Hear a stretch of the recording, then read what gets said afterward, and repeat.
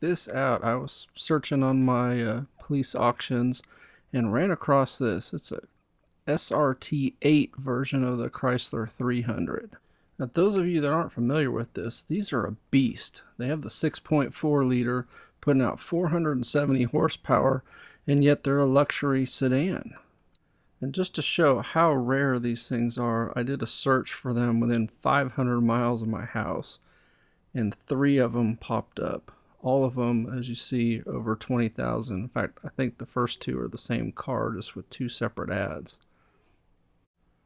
Even a nationwide search only came up with 21 of them for sale right now.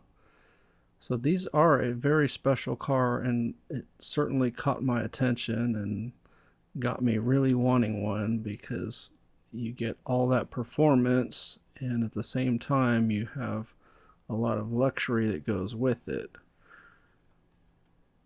But you can also see that they are very pricey vehicles. You typically are paying more than $20,000 for that luxury of having 470 horsepower under the hood with all the luxury stuff on the inside of the car.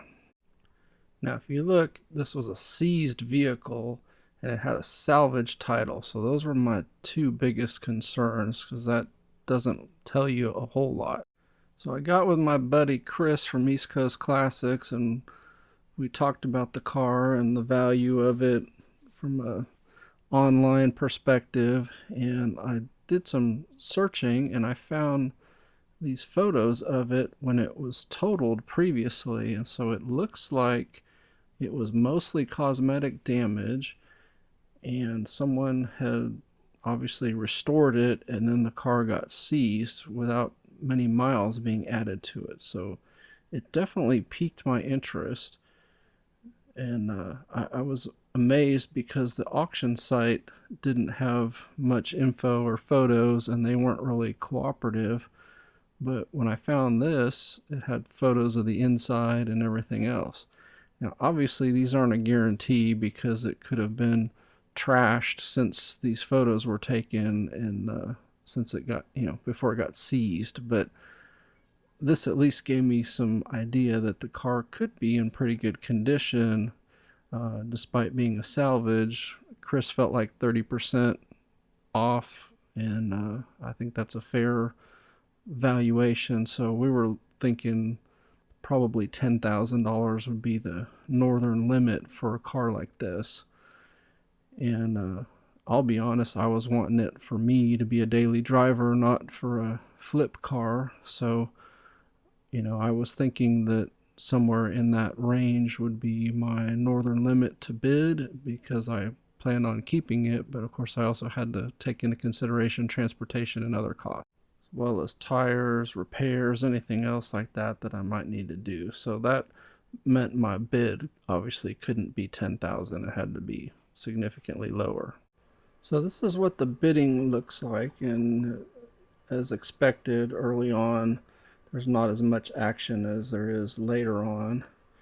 And if you look on here, eventually you will see where I was bidding, and I had the lead a couple times in the 7,000s.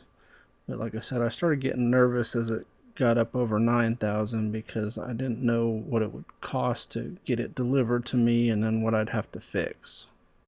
So the bidding closed at 10 a.m. on May 26th, but all that really means is as long as people are still bidding after 10 a.m., they keep it open. And so that's why you see a whole bunch of bids that came in afterward. It looks like 2 or 3 people were kind of in a bidding war at that point, possibly car dealers, you never know. Typically what I do is try to see if they're bidding on a bunch of cars, and if they are, I assume that they're probably a dealer. So getting back to the auction, you see here's a bid, and it says there's 3 minutes left, and then I'll hit refresh, and when I do, you'll see that somebody else put in another bid, and then it gives more time remaining after they do that. And so it just keeps going back and forth like that. If people are in a bidding war, it'll just keep going until they finally stop bidding. So you can see that final bid of 9601 ended up being the winning bid. Nobody bid after that. I was really on the fence about it. I wanted the car, but I started getting scared at $9,600, and this is all they gave you was a picture of the front of the car and a picture of the rear of the car, and so it was really a big gamble, and I just didn't want to gamble on that, even though, I kick myself, of course, afterwards. You always wonder, but I haven't seen the car listed for sale, so I don't know if somebody bought it as a daily driver and maybe they got a heck of a deal, or maybe a car dealer did buy it and they're having to fix it up, and so they haven't been able to put it on the market yet. Don't know, but I keep looking for it just to see, just out of curiosity, if it's going to pop up for sale one day and see what they ask for it, since I know what they paid for it. But like I said, I don't know what the condition of the car was on the inside, other than we had those pictures when it was, quote, totaled, but we don't know if it remained in good condition before this auction or not. So kind of a gamble. I ended up not taking it, and of course I'll always wonder now, should I have done it? So going back to this listing of it, which was obviously approximately 3,000 miles of driving prior to the police auction, this just had a lot more detail, but again, I couldn't say for sure that all of it was still accurate. It's a beautiful vehicle, and that's why I just kept coming back to this and making bids, but obviously somebody wanted it a lot more than I did and was willing to take the risk. But you look at how it was totaled, it looks like it was more of an insurance total than an actual totaling of the car. I mean, obviously it needed a quarter panel and headlight and front grille and rear bumper, but beyond that, it doesn't look like it was damaged. So I don't know if it was rear-ended and hit somebody, or hit somebody and then got hit in the back, or what, but it doesn't look like it flipped or anything like that. Paint shiny. I did notice when they rebuilt it, it looks like they used the wrong year front grille. Maybe they got it from a junkyard or something. But when you look at this interior pictures there, I mean, it looks almost showroom, and obviously I don't know if it stayed that way in those 3,000 miles it was driven before it became a seized vehicle. But I mean, those seats look like they're in really good shape. The dash looks in good shape. It's basically not tore up. And this is why I was just drooling over this car and kept wondering, maybe I'd get it in the 7,000 range, 8,000 range, and end up with a heck of a daily driver. And I didn't really plan on flipping this car. Of course, I buy a lot of these cars with the plans to flip them, and then I start driving them, and then I end up wanting to keep them. So I get in trouble at home for that reason. But I know y'all are car guys watching my channel. You understand why that happens.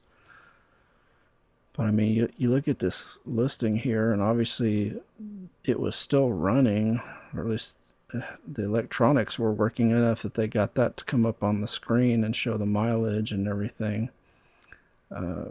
So who knows, but I'll keep looking for this car, see if anybody posts it for sale, and who knows, maybe I'll try to buy it from them. Since it was a Texas auction, hopefully whoever got it is in Texas, and maybe we can work a deal. But with this police auction, this particular city doesn't like to give a lot of photos or information. And so you see, I was working with just 2 photos, and the city people weren't willing to give me any other information. So that just made it really hard to want to bid up towards the $10,000 mark. So what would you have done with this information? Would you have bid the $10,000? Would you bid higher? Let me know in the comments. But anyway, I hope the video was helpful. Appreciate a thumbs up as always. Please subscribe if you're not already subscribed, and please tell your friends about my channel. Thank you very much.